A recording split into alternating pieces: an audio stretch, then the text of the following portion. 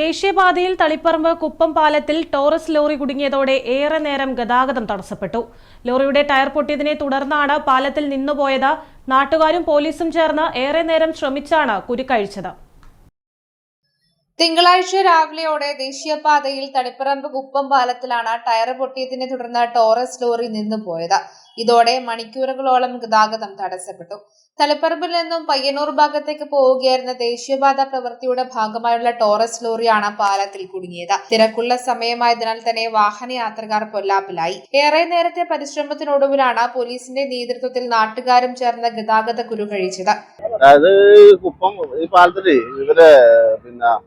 ഇതാണ് ടോർസ് വണ്ടിയാണ്. അപ്പോൾ ഫ്രണ്ട് ടയർ പൊട്ടിയിട്ട് ബ്ലോക്ക് ചെയ്താണ്. അതുകൊണ്ട് ഇത്ര ബ്ലോക്ക് ഉണ്ടായിപ്പോയത്. പാലത്തിന്റെ മുകളിലാകുമ്പോൾ ഒന്നും ചെയ്യാനും പറ്റാത്തൊരവസ്ഥയാണ്.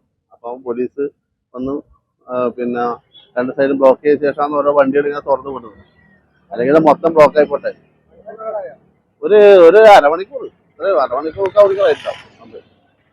അതുകൊണ്ട് ഇപ്പൊ പോലീസ് അപ്പുറത്ത് രണ്ട് സൈഡും ഉണ്ട്. രണ്ടാളും ബ്ലോക്ക് ചെയ്തിട്ട് വാഹനം സുഖമായിട്ട് പോകാൻ വേണ്ടി വരുന്നുണ്ട്.